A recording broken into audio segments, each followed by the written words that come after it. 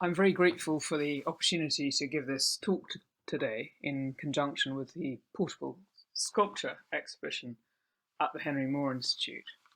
And I'm going to talk through some ideas around portable sculpture, not referring directly to the exhibition, but utilizing some of the threads that emerge in my thinking from the exhibition.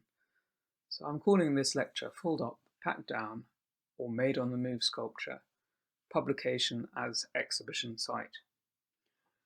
I'm going to use this opportunity to talk about a recent project that I've been engaged with in collaborating with many different artists in Italy, a project which took place in Spoleto and also in Rome. It took place around an edicola, which is the Italian name for a newsstand.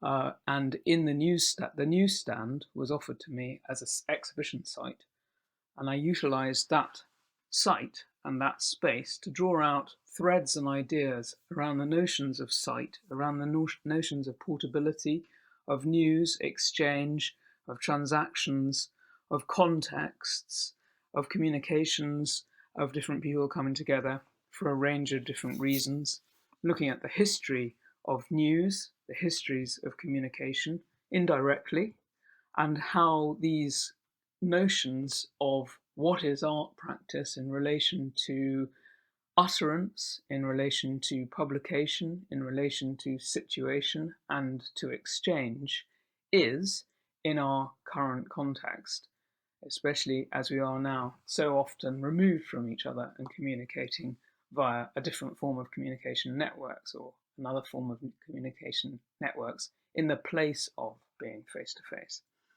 This site in Spoleto, in Italy, I wanted to connect to an exhibition venue, a museum in Rome, Macro, and I wanted to use the non-exhibition spaces in order to situate some of the works from the Spoleto newsstand, so that the artworks in the Spoleto newsstand were not in the context in which they would normally be situated, in the street, in a place which would be used for selling newspapers, magazines.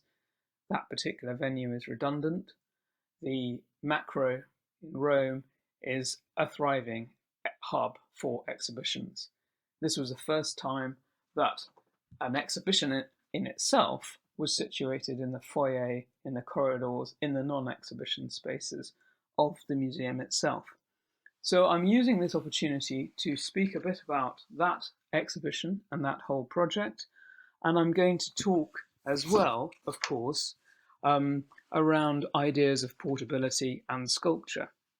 So depending on how we define ideas around sculpture, portable sculpture is surely as old as the first vessels for eating and the earliest tools carried by peoples across millennia.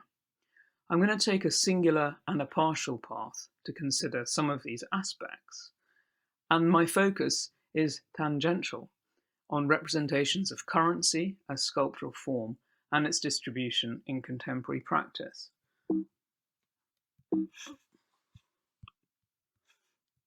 I'm going to start off with this handpiece by Barry Finnegan, made in clay, showing, as you can see, his thumbs pressed into the clay, and how this small piece utilizes that first moment, that first conception, that first manipulation of materials. The clay is cast, and this is an addition of one. This is a unique piece, made in 1985.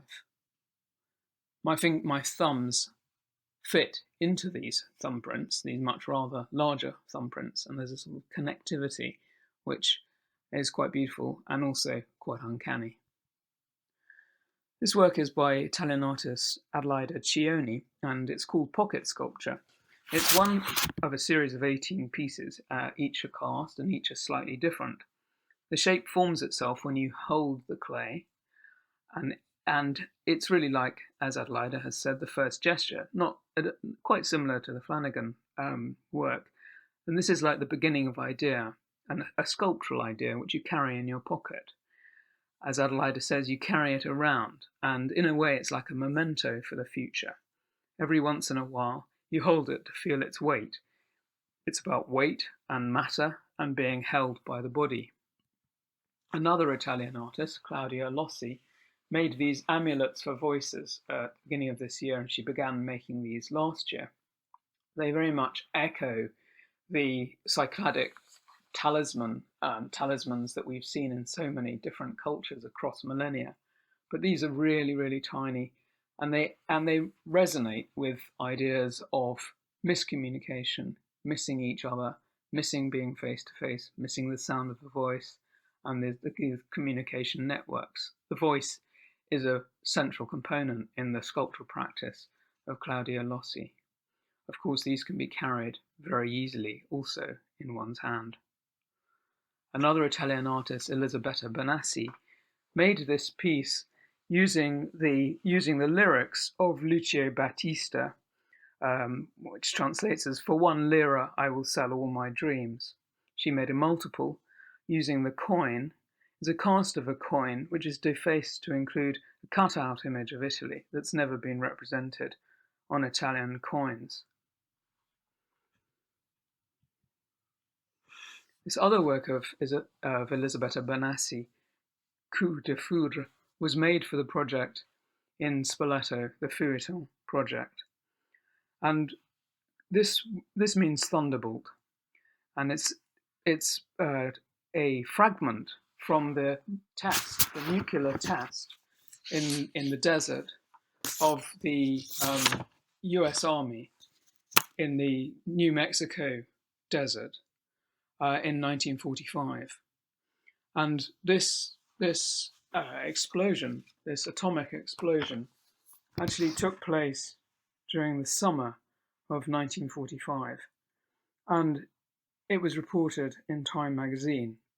An extraordinary crater was formed, which looks like a lake of jade, seen from space, seen from the air. The crater is green, and the vegetation half a mile across this space was burnt. And during the fusion process of the explosion, this incrustation of rocks formed into blue-green glass. And this is one of the extraordinary shapes, one of the fragments that was formed in this cataclysmic explosion. Elisabetta placed the crystallized rock into a box, which is, of course, portable, and one to be taken out of the pocket by the receiver, or the person whose exhibition it was. In this case, my exhibition. I took the box from my hand and I recounted the story. The story would be longer or shorter, the context broader, more political, less political, depending on the audience, depending on who was there to receive it. These were done in small clusters. I would speak to people if they looked like they wanted to engage, and even sometimes people who didn't particularly look like they wanted to engage, but given a precipitation to speak, to communicate.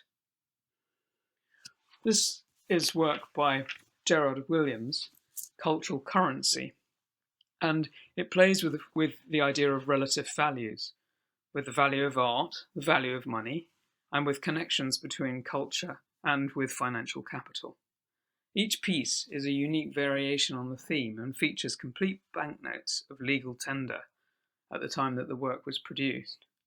Each has between 2 and 4 windows revealing the value of the notes encapsulated. While the notes are loose, they are also permanently sealed within the work, so that if you wanted to realise their monetary value, the artwork would be destroyed. This is work by Giuseppe de Mattea, and it was made in Spoleto during this summer when Giuseppe was part of the Mahler and Lewitt's residency program. And this work, Easy Money, is a ready-made, which he found by the ATM on the floor, on the ground, in some bushes. And he surreptitiously picked up this money, not wanting to be spotted, and found that it was a ripped up piece, a worthless fragment. So he decided to transform it into something which could have some value, simply by adding a chromium-plated ribbon star and stapling it to the surface with a red paperclip. These are two further works by Barry Finnegan, Take Home Pay Piece, which is a performance piece, and occurred during the Spectrum exhibition in Alexander Park in 1971, when Flanagan was awarded some funds from the Arts Council to enable the realisation of his project. He decided to distribute equally amongst all the participants of the exhibition these funds in newly minted 50p pieces, and these are the counterfoils for the postal orders of that distribution. So his performance was a distribution. Some of the people didn't come forward to collect their 50p pieces. The other work that you see in the vitrine there is funds, and then also you can see slightly the notation for a poem, which I shall come to later. These funds Flanagan started making their lino prints, and he distributed them amongst his collaborators. He gave them as pay for a day's work, or for a few hours' work, or even for more work. It was at a point when he didn't have his own or enough funding himself, or cash himself, to be able to pay people properly. And this was a supplement, or an addition, or some kind of a recompense for the work offered for the trade. And of course, with these blueprints on them, they are authentic works of art, and also declarations of what is to come, with the architectural notion of what a blueprint is. And on this occasion, you see the artist John Latham, with whom Barry Finnegan collaborated on a number of occasions, receiving a brown envelope full of funds. This work by Flanagan, Untitled, is a Japanese rope knot, specific knot that Flanagan came across when he was in Japan, and this work is in the collection of Sol LeWitt. And Flanagan gave it to LeWitt in 1972, shortly after he'd made it, as a recollection memory of the time that they'd spent together during an exhibition in 1970 in Tokyo. These works, these walking sticks, are by Shawnee Barron in an exhibition organised by Sean Lynch in collaboration with Michelle Horrigan of Askeaton Contemporary at Douglas Hyde Gallery in Dublin.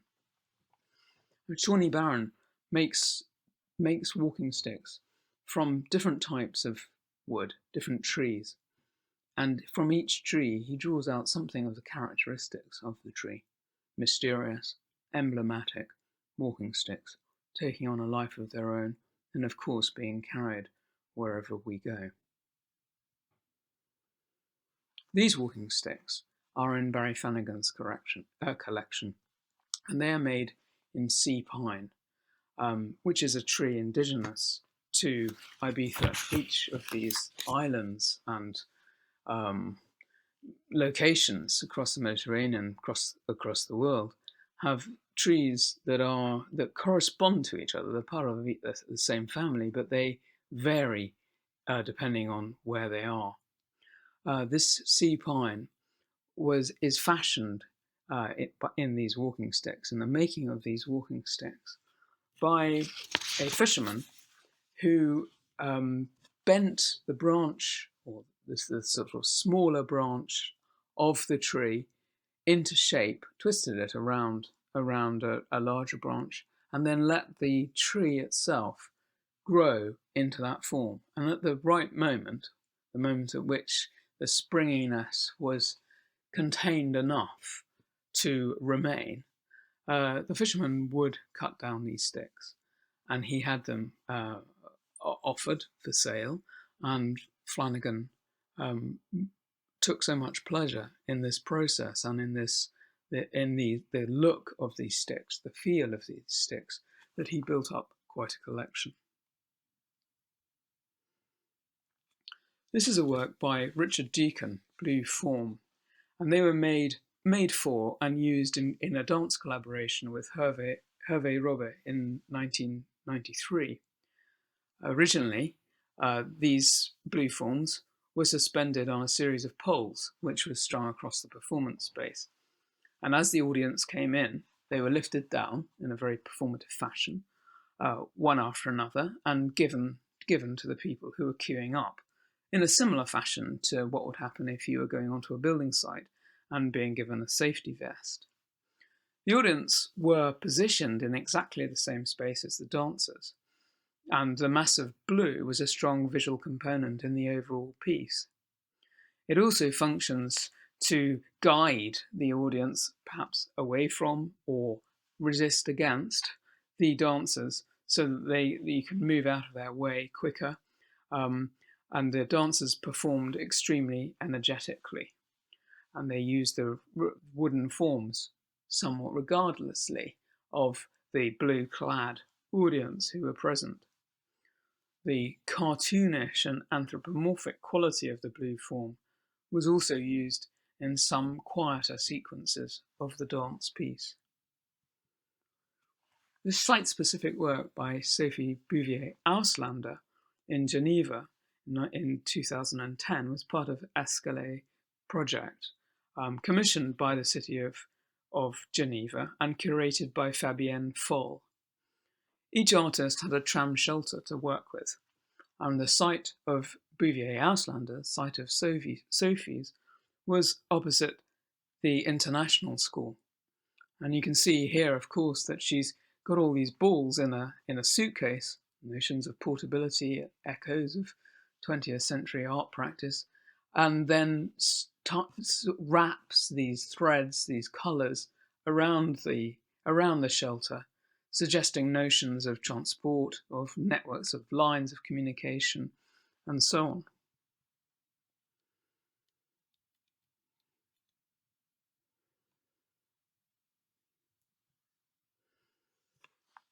Now I'm going to turn to the feuilleton project and start off with ideas around the feuilleton itself.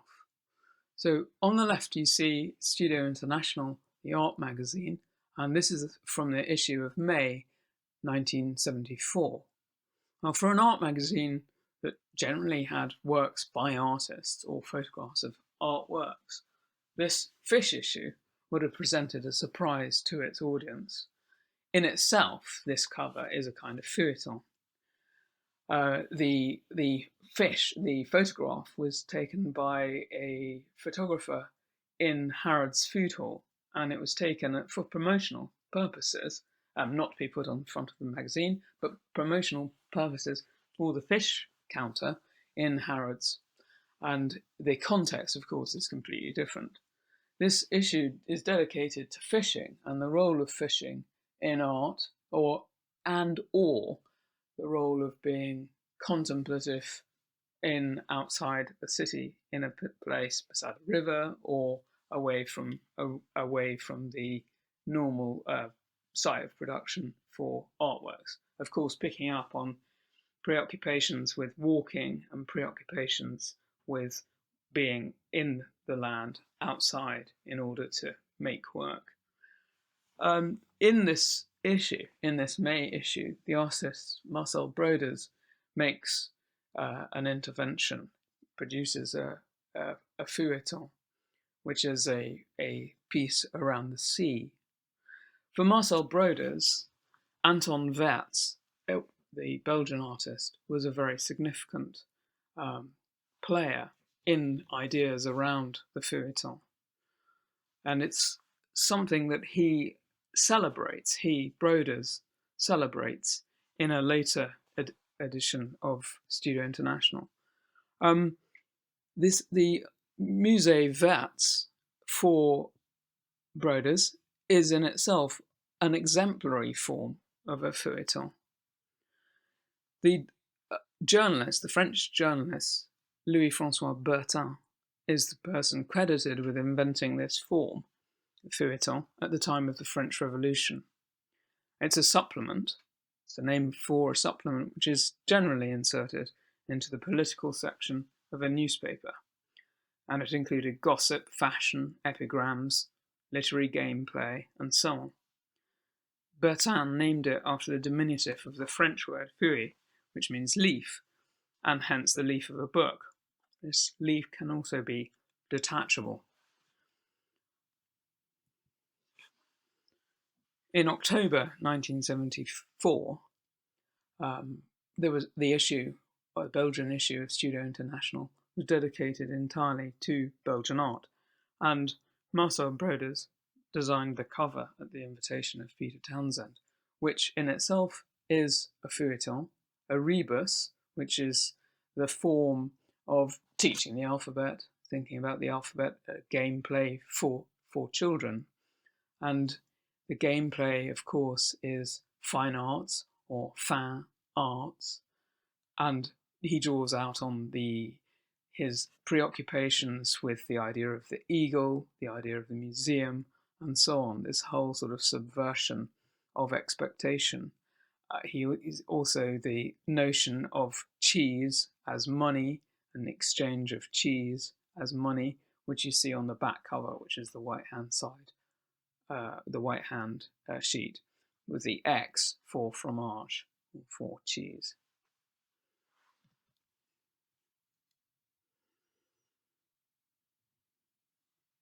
It's in this issue that the short celebration of Anton Wirtz occurs, and Broders wrote, "Save Wirtz and his memories, Wirtz the unintentional characteristic of a proper thinking society, needs today the backing of good architects." The feuilleton is the opportunity to speak out, to resist the conventional form, to resist expectations, to offer something blatant, something subtle, something which is almost so slight that it's not noticed. Or, of course, the contrary. In Spoleto, in Umbria, the site for this edicola, the site for this feuilleton project, takes its place, as I said, in a disused edicola, a disused newsstand in the centre of the old town.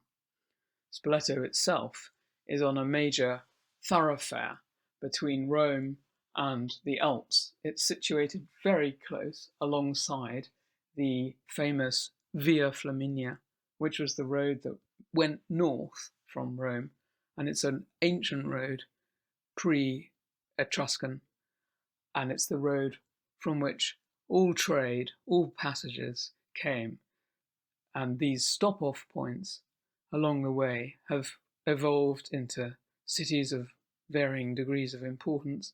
They're all on geological and geographical sites for the useful exchange and transaction of routes. So look beside rivers or in valleys, or in passageways, easy points of access from one place to another. Spoleto itself was a place that attracted many visitors over many years.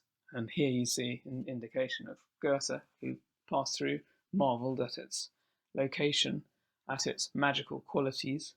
It was also a site that was used a lot by artists such as Turner for its picturesque and extraordinary and sublime qualities.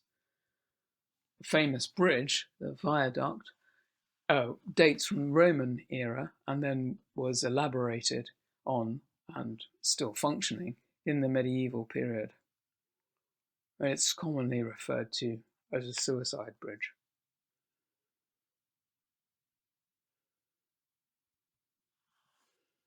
These redundant, in some cases, forms of communication, networks of exchange, are very present in and around Spoleto.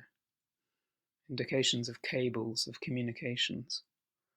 These are some scenes from the town of Spoleto, and on the bottom, in the middle, too, you see the site of the edicola, of the newsstand, which is now redundant and used as an informal tourist information centre, so that this exhibition was actually inhabiting a space that was that still continue to function as this information place for tourists to go and to find out something about the town itself and the town's history.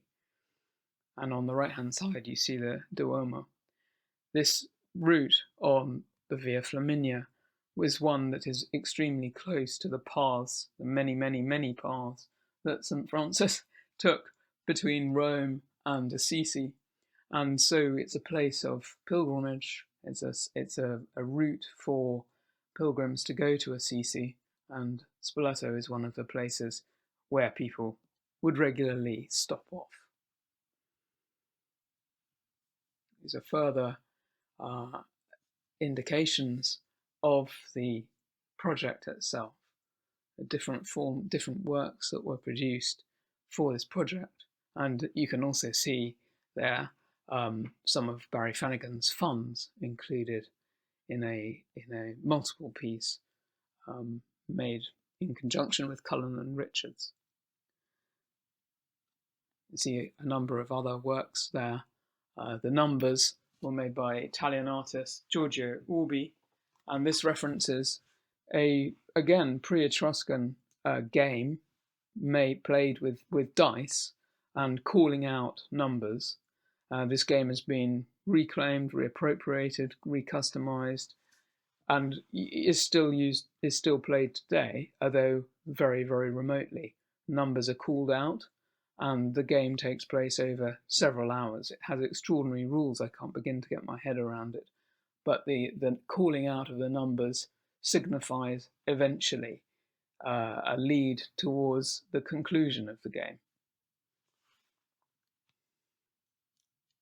And then you see on the right-hand side, you see 10 posters by Art and Language. This contains a number of different contributions by different artists. The tables outside, the tables and the display stands, changed during the course of the exhibition, which took place over a couple of months during the summer. Many of the works were to be taken by people who passed by, and almost everybody who passed by didn't anticipate that they would encounter an art exchange or a transactive possibility. Of course, some came because they were participating or because they had heard about it, but most people didn't. And the site of the edicola is en route from the station through to the main piazza, through to the Duomo, so almost everyone who was arriving by foot would pass through, and even people who were arriving by car, they would need to park their car somewhere and very likely take this route. This intervention by Anne James Chatton, French artist who had residency in the Villa Medici, responded to the site as a place for a purchase, and he linked his project with the offshoot of the project. I invited my colleague and collaborator Vittorio Bonafatti to respond to the situation in Rome, where Macro is, through her choice to choose a suitable venue for a kind of pop-up of the edicola project, and she made her contribution in a functioning edicola, a functioning newsstand in the Piazza Santa Maria in Trastevere, with a similar piece. And this receipt machine had an echo in the Santa Maria in Trastevere, and sono stato qui, which means I am here, would come up in Trastevere. And each is unique, numbered, a variable multiple. Each person who received a receipt gets their own piece. Quite a few people wanted to have receipts from both sites. And here on the right-hand side, you see Anne James Chatton fly posting around the site, around Spoleto. He also did this around the macro site and around Santa Maria in Trastevere. This represents one of the contributions to the project, and it is from Lucy Hayward's work, Instructions for a Performance, called A Part Between. And A Part Between arises from the situation that we all found ourselves in lockdown, when Lucy started to think about the wise words of a friend of hers who said, "Bake to make it better." Lucy and her daughter started to bake cakes to make it better, to give to people who were lonely, who had no exchanges, and who perhaps needed to be cheered up in one way or another with a sign of humanity, an exchange. And they would give these cakes to people nearby where they lived. So when I asked Lucy if she'd like to collaborate and work with this project, she thought of the whole idea of transaction between people, transactions to make something better, transactions to enable the possibility of sharing. And she wanted the cake that she decided to make to be contained or part of a performance or exchange that would be alongside or with a person who could see somehow into the future, some form of clairvoyant. And I started to work with the performer and poet Elisa Capelli, who is very practiced with tarot cards. And her proposal was to bring tarot into this exchange, which Lucy had suggested could also work very well if there weren't a clairvoyant available or wanting to participate. And so the tarot readings were limited in time, but each person who wanted to exchange would receive a piece of cake in this designed box, designed by Lucy and assembled together. And on the box itself, the performer, so Elisa Capelli, would write a sort of salient summary, or draw a salient summary in a couple of words of the tarot reading. And of course, the cake would be eaten, and then the box itself can function again as a part of a series of multiples, but a unique work. And the cake was the crescendo cake, which is a festival cake for Spoleto, used on special occasions. And by most extraordinary serendipity, this small piazza where the edicolo is present, there is a bar, and in the bar, the owner of the bar's mother enjoys very much making the crescendo cake. So this was an extraordinary set of circumstances, being able to have the cakes made very close at hand beside the edicola, and then utilize that whole situation fortuitously. Elisa made incredible performances using two swords as symbolic of our separation between us and our coming together, as an optimistic way to think about the sorrows of separation and the joys of communication, being back together again, or having the opportunity to be back together. This is the move to macro with some works from the feuilleton, all transportable and all to be taken.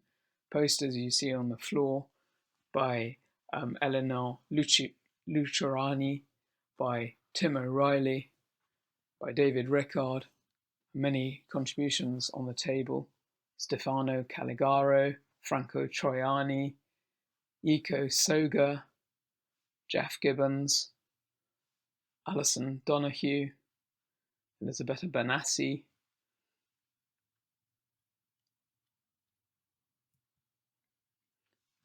another installation view of the macro component of this exhibition, which lasted 2 days. You see the art and language 10 posters, then you see Elena Lucarini, and then the E's you can just make out there. E for elephant, elefante, is the work of Riccardo Baruzzi, and then again on the right hand side, Tim O'Reilly. And further works in the macro, work of Gabriele Di Matteo, on the left hand side, the magazine publication that he produces, A Il Topo, with the issue dedicated to Jimmy Durham. Jimmy Durham took that issue and made those 2 works, Verso and Recto. The publication can function as posters. And then on the right hand side, a Giuseppe de Mattea, Alec Finley contribution of signposts, Alessandro Cicoria, Adelaide Cioni, and James Chatton.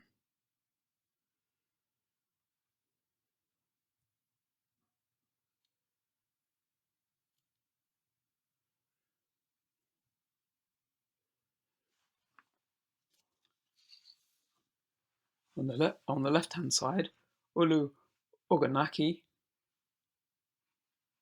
screen prints with the names of all the indigenous trees, or trees that have become indigenous, that have been uprooted and transported from various parts of the world to Umbria, to Italy, transported over and then printed over the top of each other to create this newspaper format.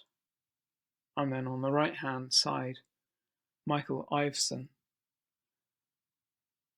How to Spend It, from the Financial Times magazine, looking at the algorithms that are created by the advertisements.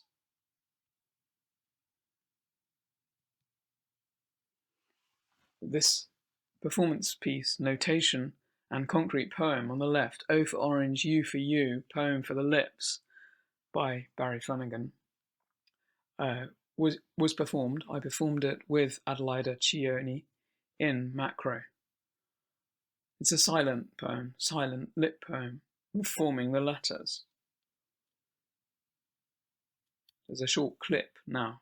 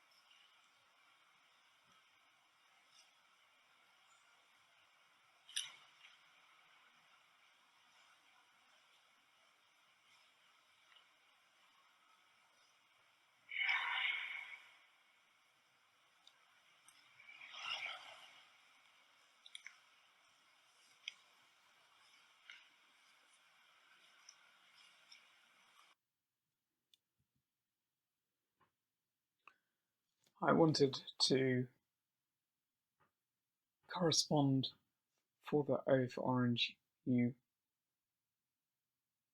for you, with an Italian speaker because of the sound or implicit sound and the shape and the whole formation of letters, and to see how these letters change. So this is the site of the Edicola in Santa Maria in Trastevere, and you see the takeover that Vittorio Bonifatti organised and curated in this space.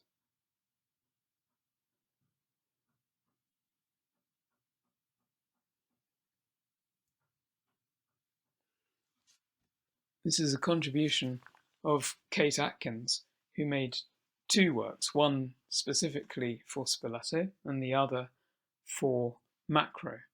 And for each, of course, she was unable to visit the site and to correspond directly with the site. And she visited it on Google Maps and found that one of the roads that led down from the Edicola site went past pencil pines or green pines, and made a poem around that situation.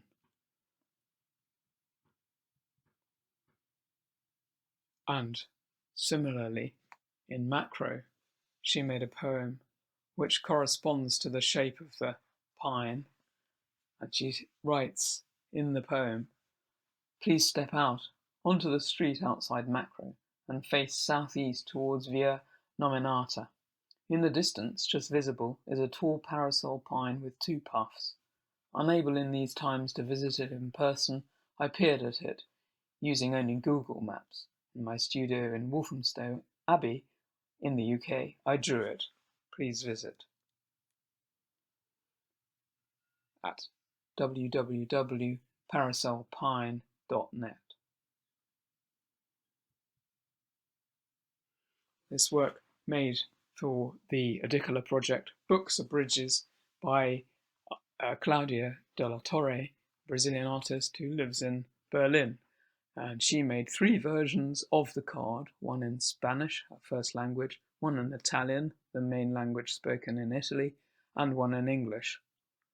And these have Books of Bridges on the postcard, and then she invites people to pick up the postcard and to write it, to send it to her, which will, of course, make another layer of transactions and networks where these cards have come from.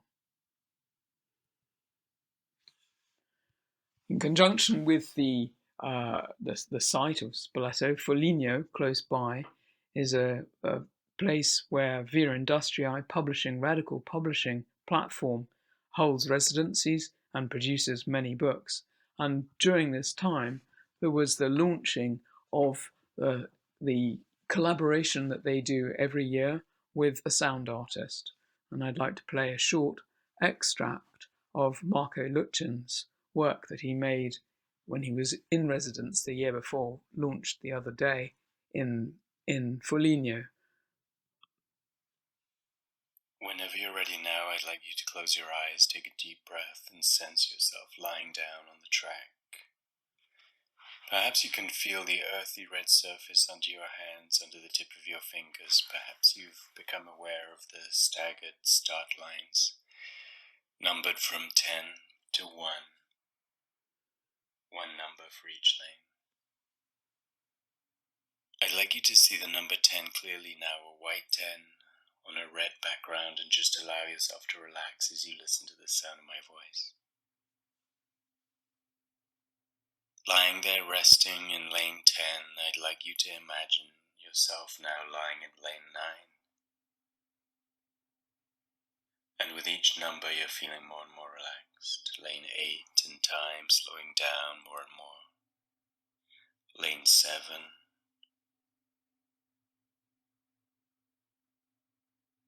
And even more relaxed now with every breath. Lane 6, lane 5, almost halfway down now. Just feeling so incredibly heavy, you're back on the red surface. almost as if you're sinking into it. 4, 3, 2, and 1, all the way down now, more relaxed than you've ever been. I'd like you now to imagine yourself holding a white pole.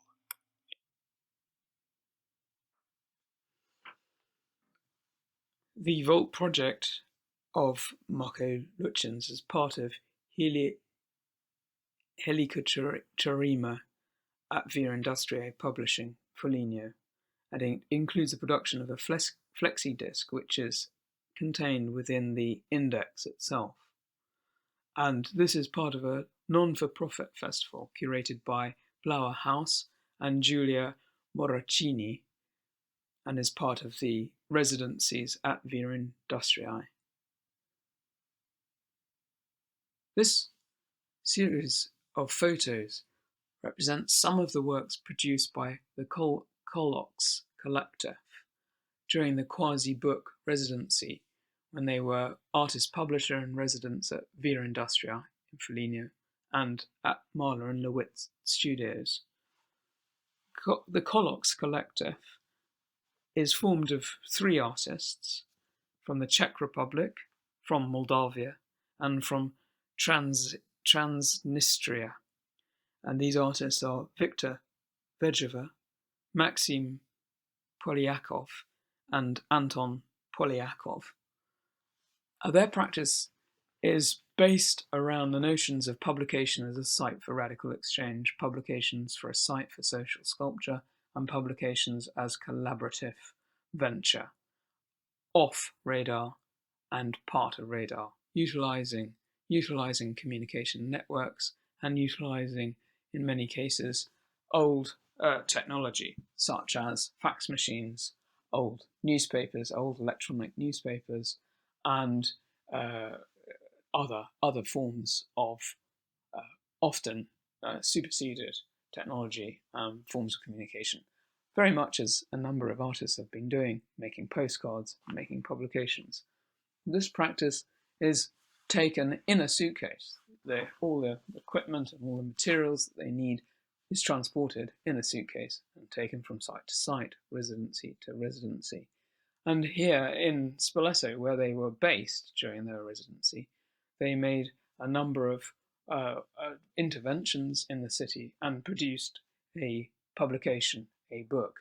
And these are all become part of the components of the folder that you see there, which represents a range of their works, perhaps even most of their publication projects and engagements with various communities, as an extensive portable exhibition in its own context, obviously to be distributed and shown, presented in many multiple contexts.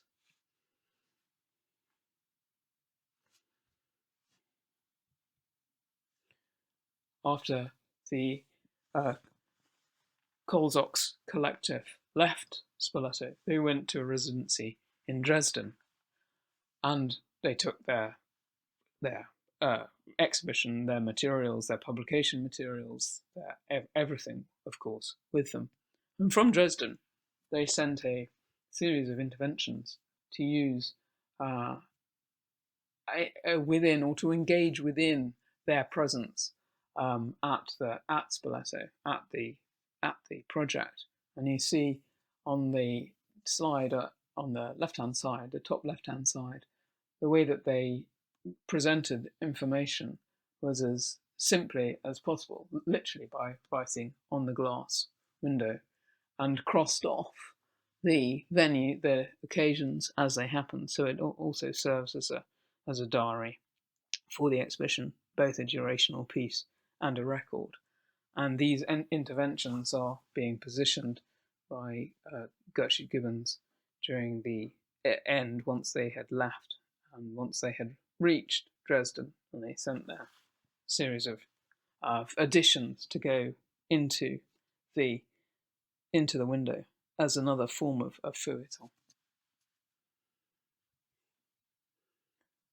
And this is the site for their production bar, the most unobtrusive bar within Spoleto's old town.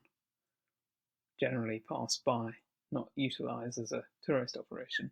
They set up their publication venture here and made work on the table, made the notations which formed the publication itself, a diary of encounters, a diary of situations and reflections in the town of Spoleto.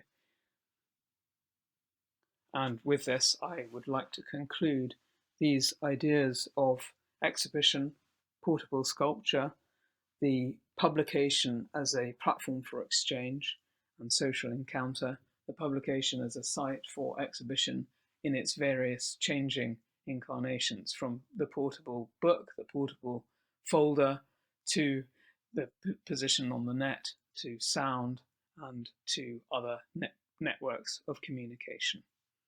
Thank you very much.